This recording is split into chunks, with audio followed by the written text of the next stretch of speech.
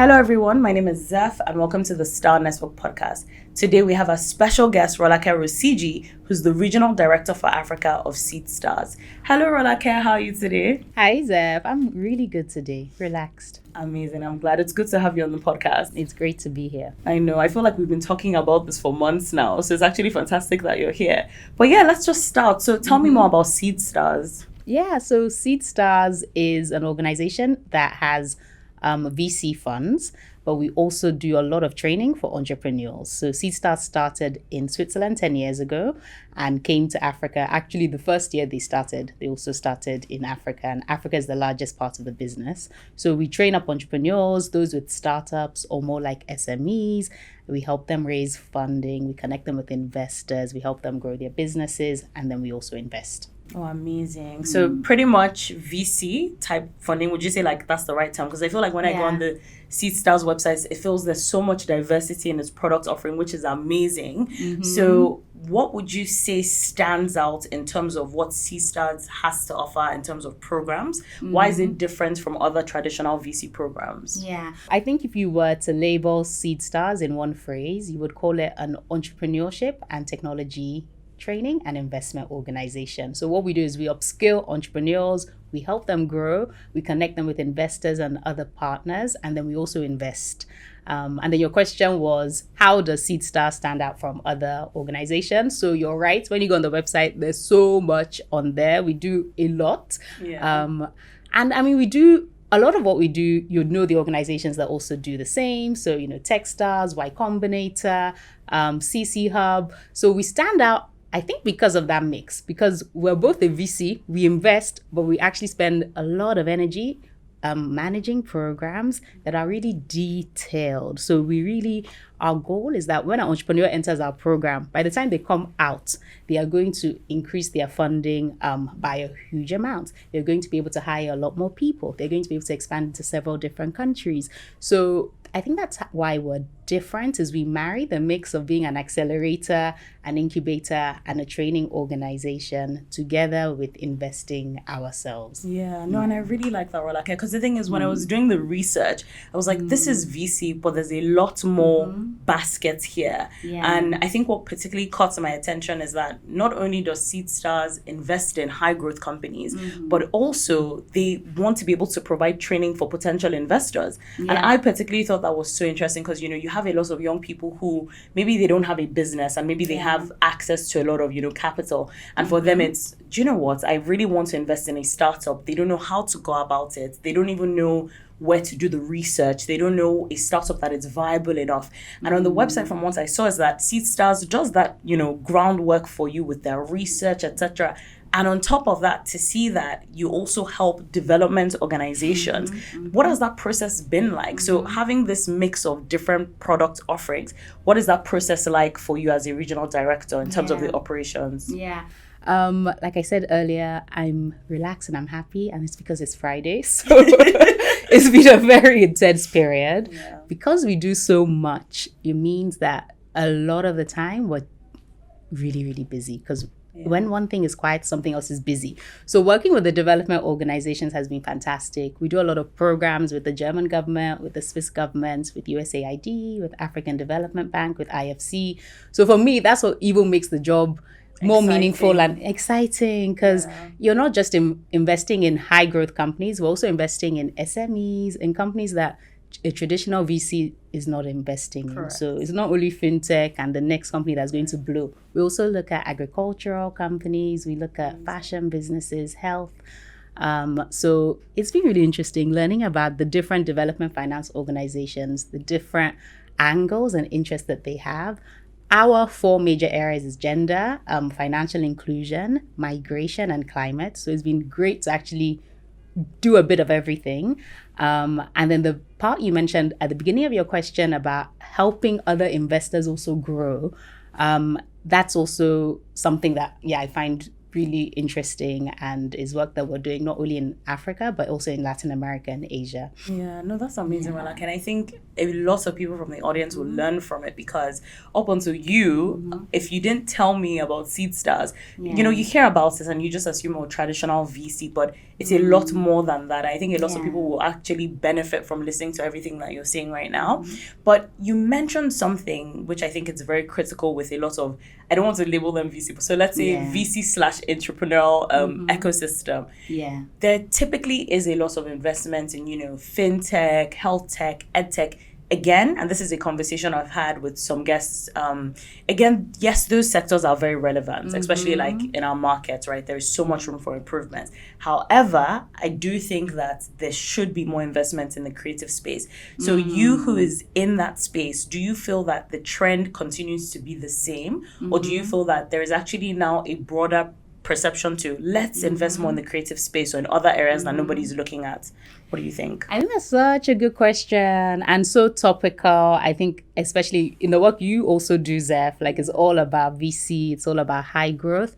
I would say that the trends amongst venture capital, because their own model is around finding the companies that are going to grow fast enough for them to make an exit and make their money within that 5 to 7 year. So I feel that for the VCs, it's still it's the same trend, which is natural. And I think that's good. That's fine. But for the other sectors, what I'm really pleased about is that when you're looking at other financing organizations like banks, angel investors, microfinance, impact investors, blended finance organizations, the other sectors seem to be growing in terms of taking a larger share of the pie. So, you know, in the work that we're doing at Seedstars, I'm working mainly with the development organizations. And for a lot of the development organizations, while some of them are still very keen on climate, fintech, and you know, climate, they raised as much as fintech or even more actually last year. But as well as those sectors, they're doing a lot in fashion, which is so nice. And it's nice, different and fun. And it's cool to talk to a fashion designer that owns a business. Is different than talking to fintech people all day. So I love that. Me, that's so nice. Or like beauty businesses. So we have one program for women entrepreneurs across Africa. We did it with the EU and GIZ, and it's 130 women-led businesses. And it's sector agnostic, but most of the businesses turned out to be in the agriculture space, fashion, beauty. So I mean, some companies you might know, like Oriki is one of the businesses.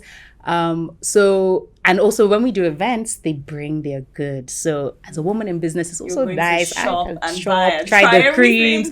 So I see some positive trends looking more into the creative sector, not only. The VC is great. The VC focus sectors are good, but we need the diversity. Correct. And I kind of feel like now is the time, particularly for our markets. Like, yes, investors either want to come in, they see the opportunity, but there is so much more beyond just these traditional investments. Yes. And maybe the mindset is even that, but we need to put our money where there are big problems. And again, calling those sectors big problems could be subjective, but I guess maybe that there are big problems, like, you know, if healthcare is down, your economy is down, and people are not, you know, healthier, if people can't get financial access. So maybe to them, that mindset could just be there are big problems. But even with that being said, there is still so much hope and opportunity for creativity.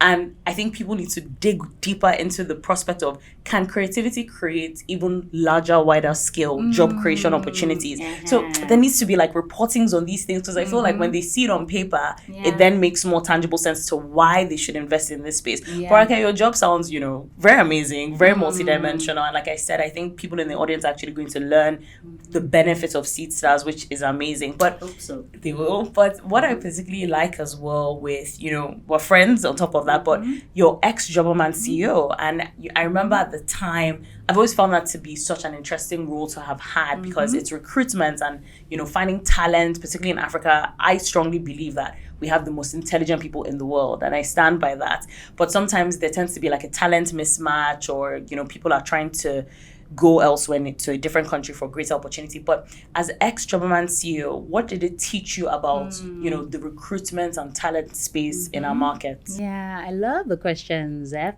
I agree with you, first of all, that I believe we're the most intelligent people in the world. And I believe in Nigeria, we're the most, we find opportunities and we take them with speed. So I'm not sure whether that's intelligence, but there's some sharpness that we have, and grit, which I feel we don't see so much elsewhere.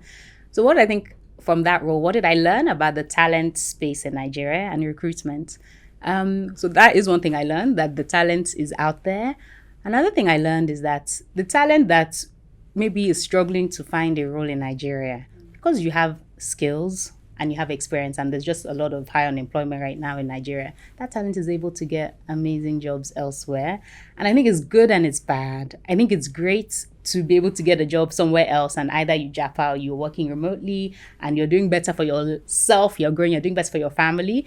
But it's been quite sad to see in the last, let's say the last 2-3 years, the number of people who have left. So that's one thing I really learned, is that you speak to people, you speak to candidates, and all 5 candidates are amazing and they all want this one job. And then you realize, okay, don't be so upset you didn't get that job. There's so many more opportunities for you, and the opportunities even outside Nigeria. Okay, but coming back to Nigeria, other things I learned in that role, it can be a challenge, recruiting in Nigeria. I think we're very used to recruiting through our networks, who knows who, asking friends. And the number of people, even when I was CEO, they would just text me like, can you recommend someone? Can you? So they would never go through the process. Yeah, they'll just text me like, oh, we know you're a job, can you recommend? I'm like, sure, but you know you're going to pay me. Like, I know you're my friend or my auntie, aunties and uncles. Yeah. I'm like, I can't, but you will pay, and it won't be me. I cannot sit down and just go through this list and recommend. You will go through the process. So I think people want things very quickly. People want to recruit for jobs, like they want someone to start next week. And I think because in Nigeria, you're in job woman as well, we were recruiting for a lot of SMEs as well as large corporates. You'd find that SMEs want somebody to start yesterday or tomorrow, and you're like, but you need to take your time. So this person will be the right fit. They'll stay with you over a long time, because retention is also an issue in Nigeria. People will leave for the next best job that pays them better. So I think that speed can be a challenge. And when people now understand that it's okay for it to take some time, at least I'll get someone good, then it's better. I mean, what other learnings have you had? Because I'm sure you've had experience of that. I mean, I think you've definitely said it correctly. I think that the speed is one thing. I think people are so anxious to, I need to find the right person. Even just with the Star Network podcast. And, I have my social media manager who's here with me today, one of them. And I remember even just looking for someone, I was in this bucket of speed. I was like, I need someone. They have to have experience. They need to be talented. And I think that's just the thing about like SMEs. You're trying to like skill with large corporates, because they have more systems and processes. They kind of understand, even if there's an interview tomorrow, if 3 people say yes and one person says no, that no can cause a month or 2 delay, because they have to go through like a process. And I think maybe smaller businesses can learn from that in terms of just what processes are we putting in place, how do we ensure the person we want to hire is here for the long term, and even here to buy into the story beyond just, oh, I need someone to help me with this and that. But I think we can definitely learn from that. Something you touched on that, is very pressing in my heart, and, I see it. I'll give you a personal story. So the other day, my husband and I were driving, and as he was driving, we looked up, how like on Bodyloan, they tend to put like adverts on the lamppost. We saw this advert for immigration to Canada. And I've seen it. You've seen it, exactly. When I saw it, I don't know why, it just made me very sad. I understand it, right? I completely understand it. There's, as you said, in the last 2 to 3 years, and it's always like, it's in cycles. So it can happen for a season, then maybe in 5 years, people are moving back, and then another 5, something happens. Again, those things happen based on what's happening in our macroeconomic space. Rightly so, people want greater economic opportunities for their families, their livelihoods.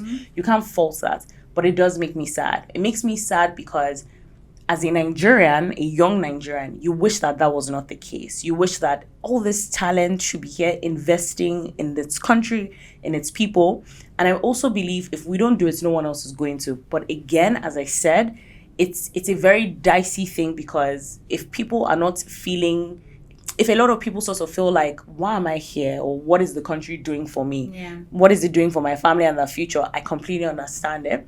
But when I see a lot of people saying they're traveling, they're going to Canada, etc., and I'm happy they've come to that decision, because everyone must do what works for their family and for themselves. Yeah. But when I see it, I always wonder, if all these great people are leaving, is that going to affect the talent pool here, like the quality of the talent here? So you, as an expert in that recruitment space, does it ever affect our talent pool, or is it just that it creates room for more innovation? Like, how does it actually balance out? I mean, I'm going to give an opinion. My opinion is that it definitely affects the talent pool, right? Because some people have left.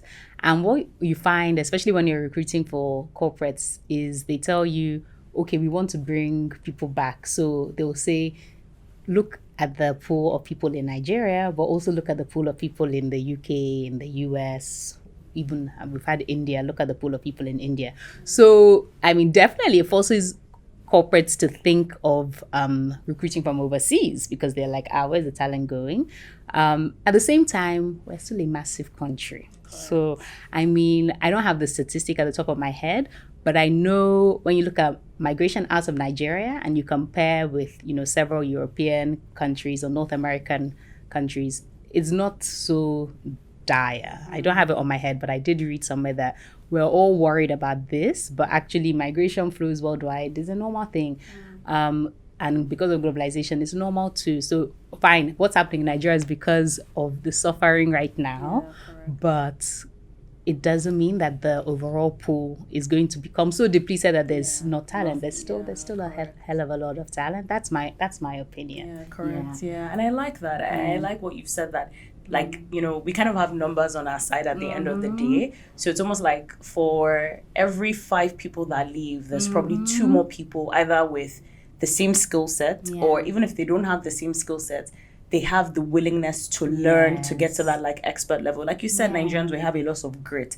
So the people who for whatever reason they decide to stay, or the people who maybe they want to, go away, but for just financial reasons they can't, there is a grit that forces them to then innovate. And I was having a conversation with someone. I said, I can't wait to see what happens in the next 2 years in terms of innovation, particularly from young people, because I feel that suffering, it does bring innovation in the minds of people. And you will see it in 2 years. You'll see that somebody started this project to solve XYZ problem. And I'm excited to see that a number of things, I've had discussions about with people, and we're like, why hasn't anybody thought about this? So let's see what happens. But even just on top of that, do you feel that companies, and it's tough, but do you feel that companies could be doing more? Or rather, what advice would you give in terms of companies doing to be able to retain the employees? It is difficult, because at the same time, they need to balance their overall company objectives.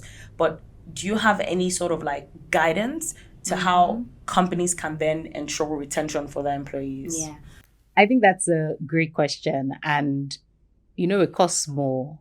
If you're recruiting and then someone leaves and you have to recruit all over again, it costs you more in terms of the cost of recruiting again, it costs you more in terms of training and just the loss of knowledge to your organization and unsettling other employees. So I think retention is so key. So love the question. So what do I think companies can do? I think 2 main things. The first obvious one is compensation, and how are you compensating your employees? And are you aware of what your employee should be earning or could earn elsewhere? That's what I mean to say. Are you aware of what they could actually earn at your competitor?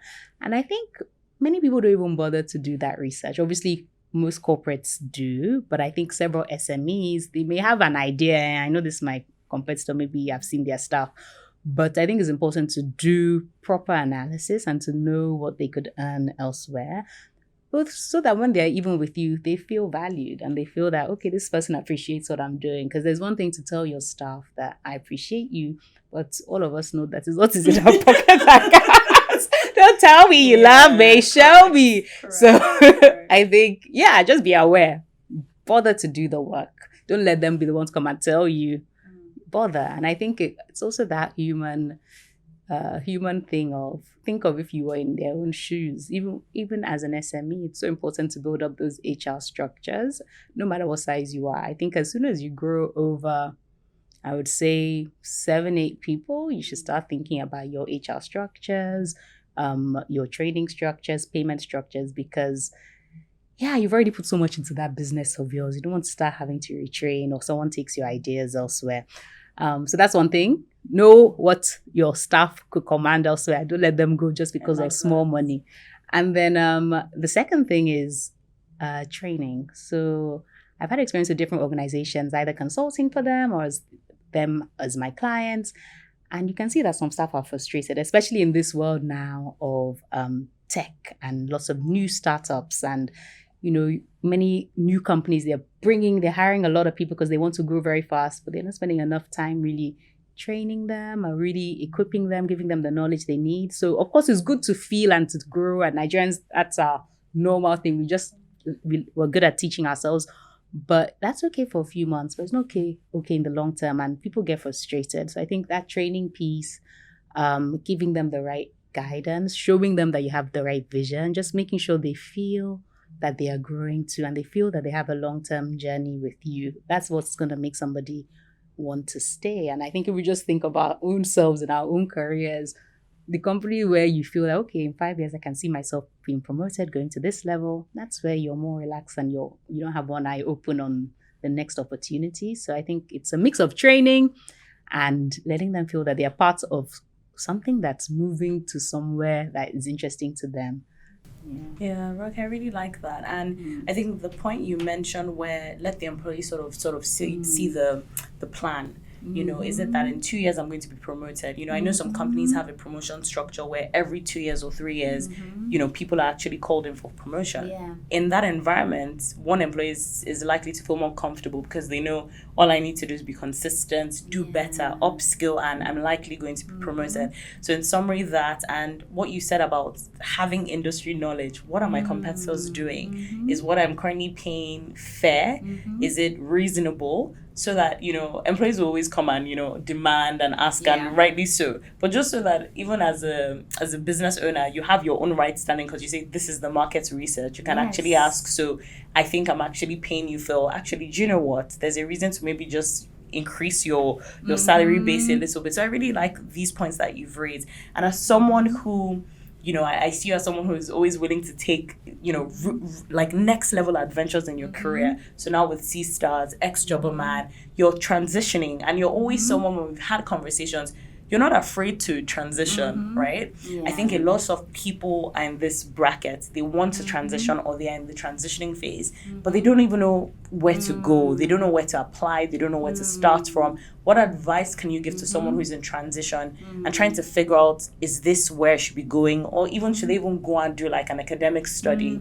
Yeah. I think that's my favorite question. I think that's really my favorite question because I feel, okay, maybe the last 8 years of my career or 7 years, I've been very free and bold and I'm ready. But before then, I wasn't, and I was very fearful, and I really was scared about leaving. This was when I was back in the UK, and I was just doing the typical consulting job, and I wasn't happy, but I was scared. Where will the next job come from? And but I've already put so much time, and I don't want to look like I failed here, so let me just stay here. And but this thing I actually really want to do, it sounds great to me, but my parents don't think it's great. My friends might not respect it as much. There's all these thoughts. So that's why it's my favorite question, because I feel like I've been through that. And I think even when you get that courage to finally transition, so the people listening who want to transition, it doesn't mean you're never going to get that fear again. Or come back.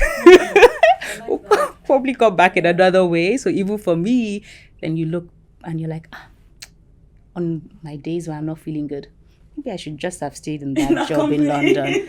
Literally. But then the next day you're like, oh, thank goodness I did it. Like, you don't remember the pain you were going through. So I think that fear thing, you get over it, but you have to keep getting over it. You have to keep just a constant feeling of just reminding yourself of the reason why. Yes. Like, fear doesn't actually go. It's almost like it's part of who you are. Yeah. And even when you're transitioning, it's like, but do it afraid regardless. Do it afraid. I love that. I love that, Zeph.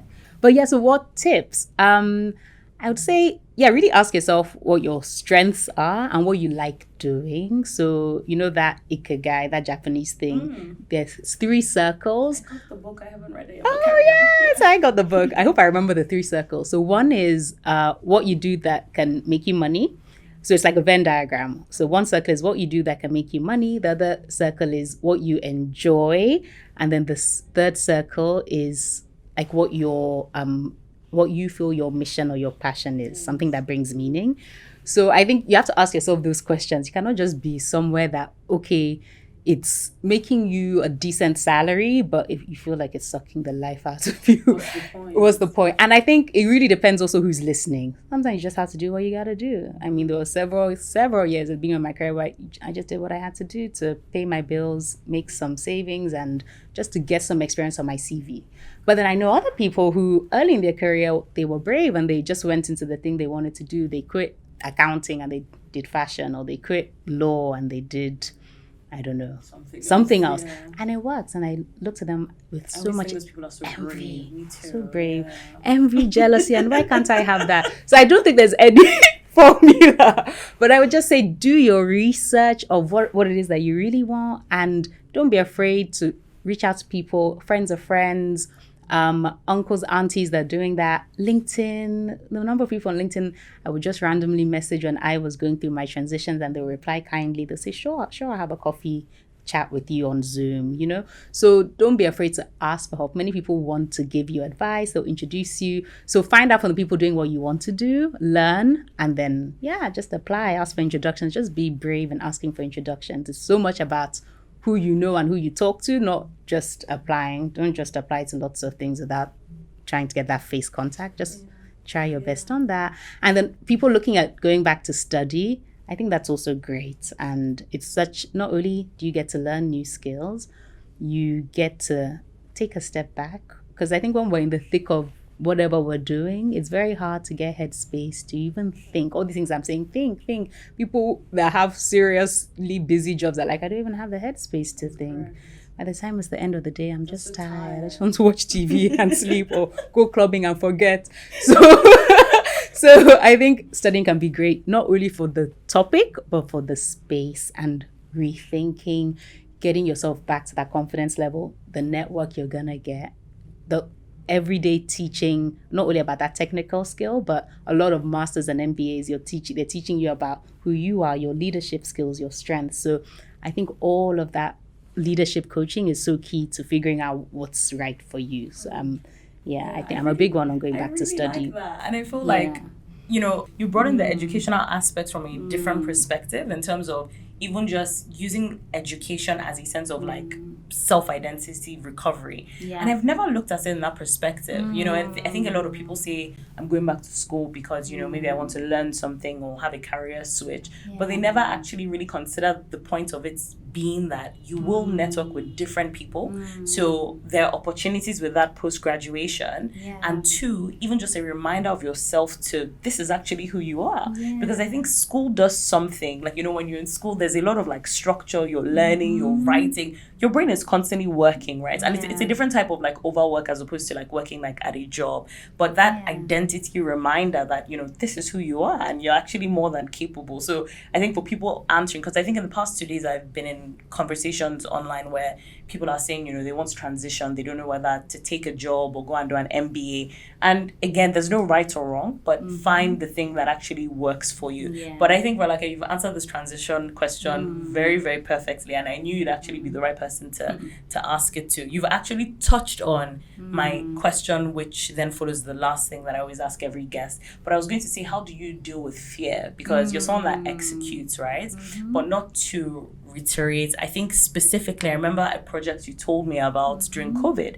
And I remember when you told me about this project, you said, yes, Zeph, I just built this website and, I was tracking how we can help people get food. And I was just so amazed. I was like, I don't understand. Like, you just sat down and you thought about this. So can you just share that experience with us quickly and just how you deal with like fear? I mean, thanks for bringing that story up, Zeph. And I feel like you're someone I can like tell stories to, and I remember things about myself and I feel you also share nice stories with me that then motivate me. But that story I even forgot. So even you telling me today is gingering me for something I want to do this weekend. Correct. Yeah, another new idea I have that I'm like, feeling a bit tired. Should I not? So I think in those moments, what worked was not trying to do something perfect. So if you have this idea, just starting with what you have, not trying to make sure you have all the money in the world to recruit 5 people to help you. No, that little money you have, or that someone else can also add to your money, what can you do with that? So with that project during COVID, it was suddenly there was lockdown, and I had like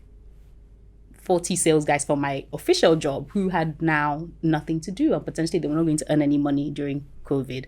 So it was just like, okay, what can we use with these resources?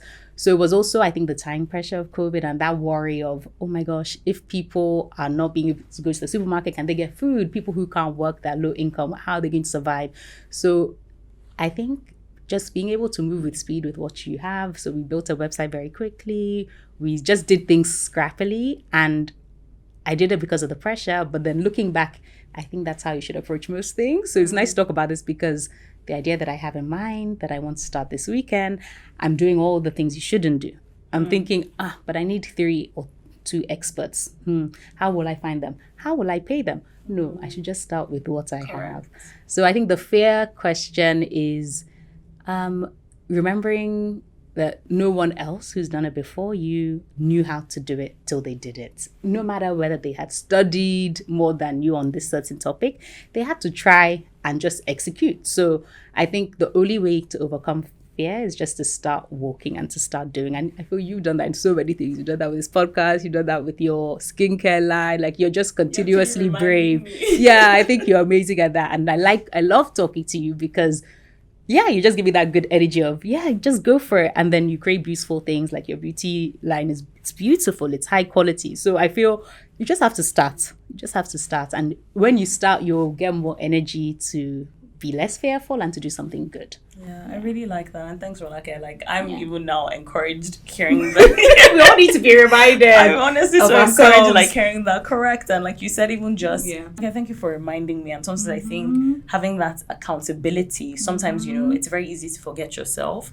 Life happens. You're busy with work. You're busy with obligations. You kind of lose a bit of yourself. But when you have people who genuinely sort of like care, and people who know you, or like the side of you that you want to shine more of, don't be afraid to have those conversations and say, hey guys, I have this idea, what do you think?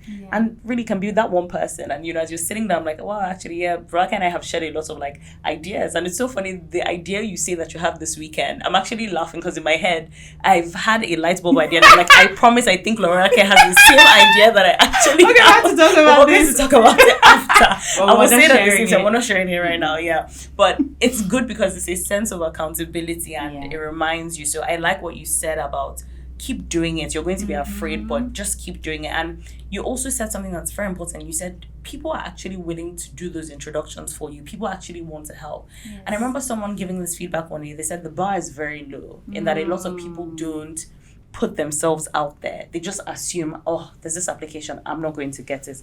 Oh, this contact on LinkedIn, they're not going to answer me. The bar is extremely low. And, I'm guilty of that sometimes. I'm like, I don't want to do it, or I can't be bothered, or they're not going to answer. But you don't know until you try, right? So, it's been so amazing. I'm really glad that you've been on this episode. So, last question. What is your favorite quote and why? And if it's not a quote, it could just be anything that resonates with you.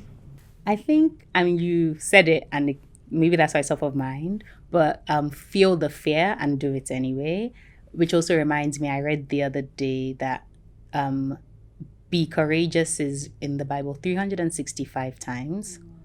I think it's be courageous or do not fear. Sorry, do not fear is in the Bible 365 times. So that's even better. So feel the fear, but do it anyway. That we know we will be afraid, but do it. And God has not given you a spirit of fear. So that fear, you rebuke it and you do it. So do not be afraid every single day when you feel fear. God has already told you every day you will feel it, but you have to just push ahead. So I think that's my favorite, even though I need to tell myself more. Yes. I really like that. Rolake, thank you so much. It's been so insightful. I think our audience has learned so much from your contribution about Seedstars, the recruitment space, and even just people who are transitioning in their career. It's been so helpful. So thank you so much. Guys, you've heard from Rolake on everything about Seedstars. If you're a business, a startup, or even a potential investors, you can go on their website to learn more information to how you can join the Seedstars ecosystem. In terms of just recruitment processes or introductions, Rolake is also someone who is willing to help you in terms of guidance and counsel. But guys, stay tuned for more episodes at the Star Network Pod. Don't forget to follow our social media pages. And for all things Rolake, you can follow Rolake. Rolake, what's your handle for Seedstars and your personal if you prefer? So my handle for Seedstars is my LinkedIn. So Rolake Rosiji, you can just find me on LinkedIn. And my Instagram handle is @roxlaka. Awesome. Thank you so much, guys. Thank you for listening. Until next time. Bye.